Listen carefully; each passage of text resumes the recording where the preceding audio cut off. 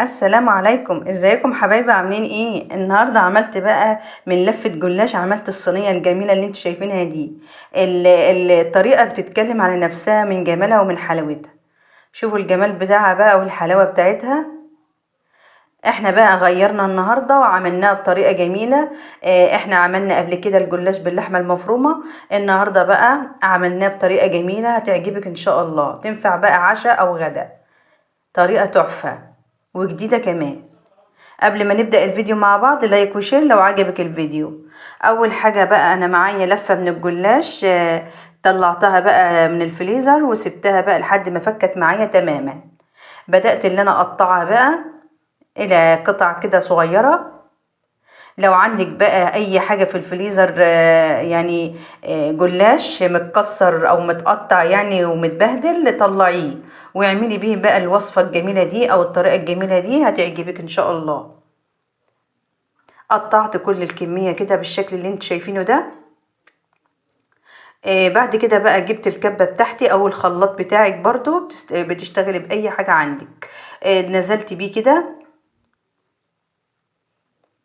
وبعد كده ضفت عليه بقى كوباية ونص من الحليب. لو ما فيش حليب يبقى كوباية ونص من المية. ونزلت بنص كوباية من السمنة او الزيت او الزبدة. وفلفل اسود معلقة صغيرة وملح معلقة صغيرة وبيضتين 2. بعد كده بقى هضربهم ضرب ناعم خالص لحد ما الجلاش يختفي معايا تماما. بعد كده جبت بولة، نزلت بربع كوباية من اللحمة، ربع كيلو قصدي. ونزلت بفلفل اسود وبهارات لحمة وملح معلقة صغيرة. ونزلت برضو بمعلقتين 2 من البقسماط. ونص معلقة صغيرة من البيكنج باودر ومعلقتين كبار من الكزبرة او الشبت. عملتهم حلو بقى، عجنتهم حلو كده ولفتها حلو لحد ما تماسكت معايا كده، بقت كتلة واحدة بالشكل ده عشان ما تتفككش مننا. اهم حاجة الخطوة دي يا جماعة، تعجنيها حلو. بعد كده عملتها الى كرات بالشكل اللي انتوا شايفينها دي. عملت كذا، عملتها على 11 كرة، طلعت معايا من الربع كيلو لحمة. او ممكن تعملهم 10، براحتك انتي بقى. بس كل ما تصغري فيها يعني بتخلي حجمها صغير، بتبقى حلوة في الطريقة. عملت كل الكمية كده بنفس الطريقة، خلصتهم. بعد كده بقى جبت زيت على النار، حوالي عن نص كوباية من الزيت. نزلت بيها 6 لحد ما سخنت تماما. نزلت بالكرات بتاعتي، هديها بس كده صدمة. يا دوبك بس هتتشمع معايا كده واقلبها كده، تاخد التشميع من الجهة التانية كده بالشكل ده. بعد كده هطلعها بقى كلتها، يا دوبك هي اتشمعت معايا. هجيب بقى صينية، اي نوع صينية عندك، حطي بقى دهنيها بقى حبة من السمنة او الزيت عشان ما تلزقش معانا.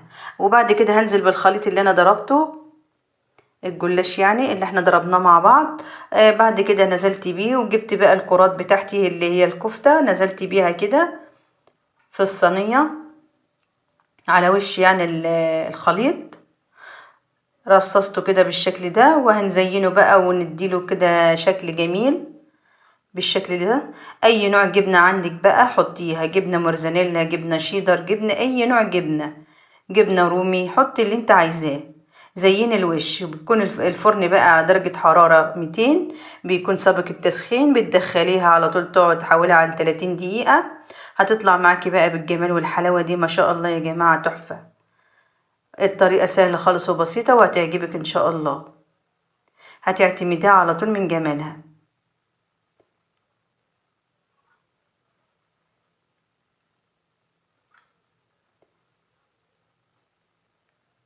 تحفة يا جماعة. لايك وشير بقى لو عجبكم الفيديو.